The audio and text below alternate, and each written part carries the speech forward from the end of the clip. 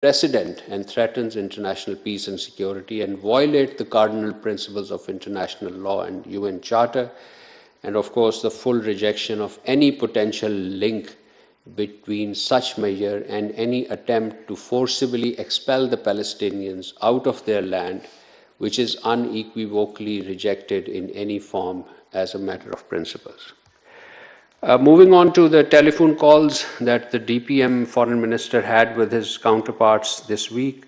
One was I mentioned about his telephone call with the Saudi foreign minister. He also received a telephone call from the governor of Tabuk, Prince Fahad bin Sultan bin Abdulaziz. The governor of Tabuk conveyed season's greeting and best wishes to our DPM, and the two dignitaries exchanged desire to expand cooperation in the areas of mutual interest. Our Deputy Prime Minister, Foreign Minister, also received a call from the Foreign Minister of Uzbekistan, His Excellency Bakhtiarov Saidov. Foreign Minister Bakhtiar further confirmed the visit of the President of Uzbekistan next month.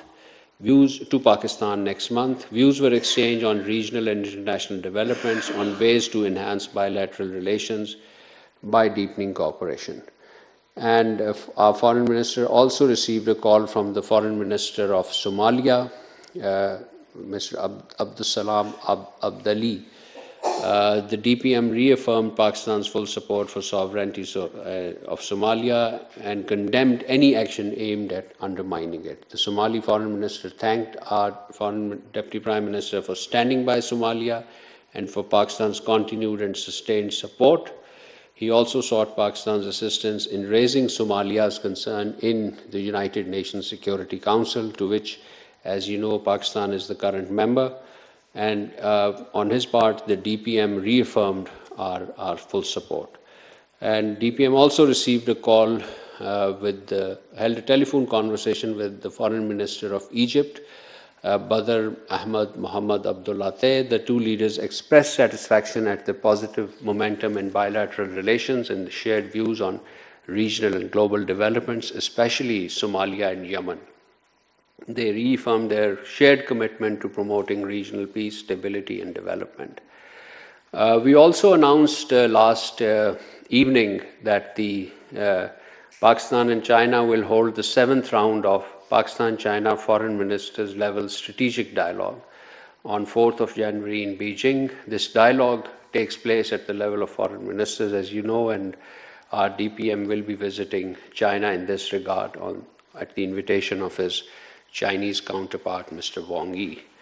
The Foreign Ministers' Strategic Dialogue is the highest consultative mechanism between Pakistan and China, providing a structured review of the entire spectrum of bilateral cooperation, as well as regional and international developments of mutual interest. Finally, ladies and gentlemen, I have information to share. During the last briefing of the Foreign Minister, on Saturday, a few colleagues had asked about the issue of stranded Pakistani nationals who are in Afghanistan there because of border closure.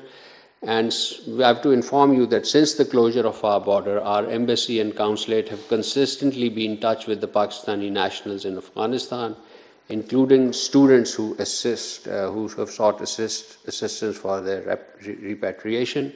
The mission is also in contact with Afghan authorities regarding their safety and well-being, and are coordinating with the relevant authority to ensure their safe return.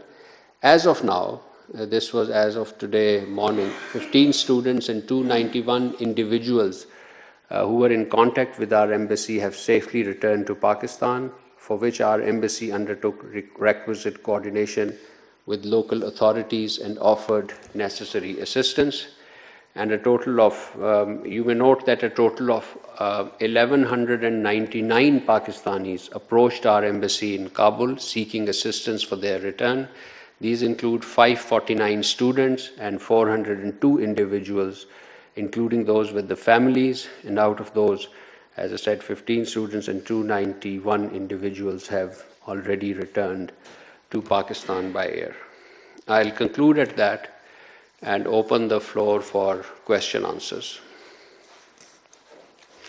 Yes, sir.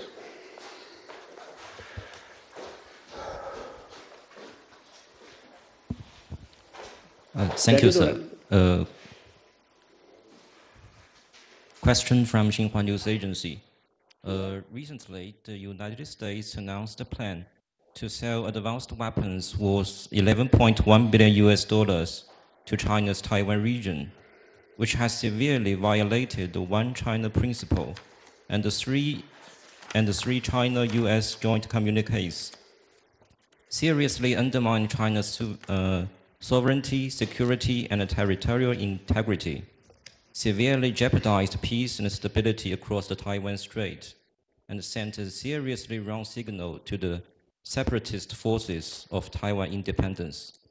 The Chinese side has immediately lodged a strong protest and stern representations with the US side and taken firm countermeasures. So what's your comment on that? Thank you. Well, Pakistan and China are ironclad friends and all-weather strategic cooperative partners. We have consistently supported China on all matters of its core interests, including Taiwan. We will continue to adhere to One China principle, and in that vein, we regard Taiwan as an inalienable part of China.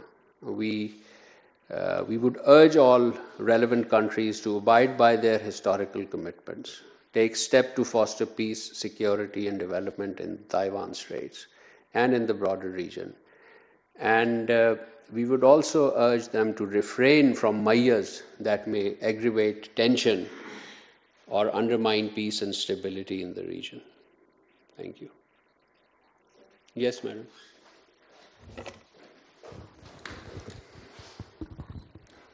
Thank you, sir. I am Namra Suhail from Pakistan Television. Sir, India has granted approval for Dulhasti Stage 2 hydropower project on Chenab River in IIOJK, which is a clear violation of Indus Water Treaty. So what do you have to say about this matter? Thank you. Yes, we have seen these media reports regarding Indian plans to construct Dulhasti Stage 2 hydroelectric project on the Chenab River.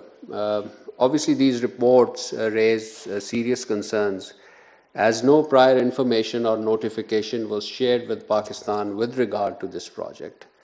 And sharing of this is mandated by the Indus Water Treaty of 1960. So such acts of commission and omission yet again exemplify a complete disregard of international law and of bilateral treaties.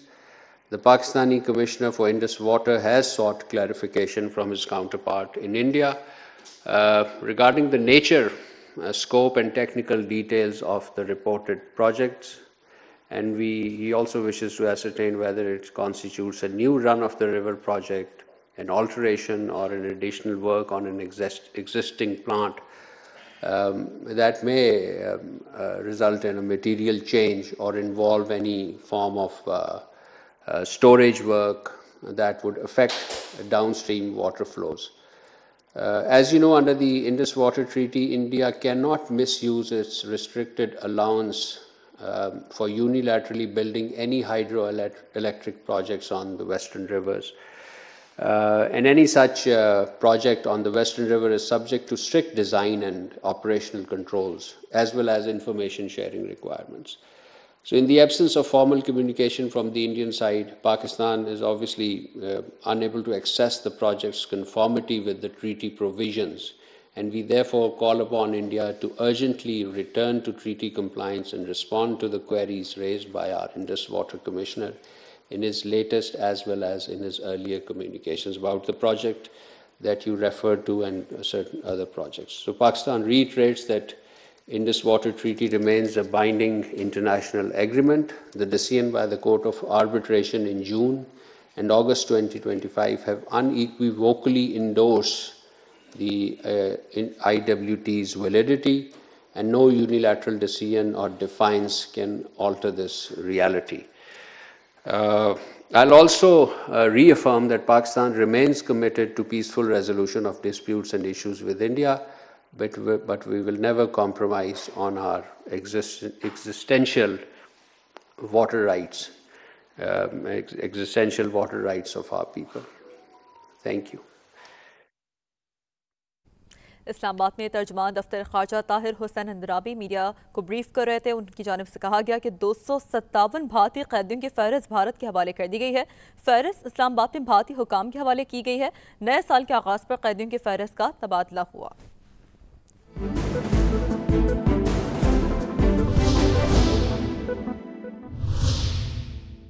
यहाँ तो बड़ी बेहतरीन तैयारियां चल रही हैं। घर की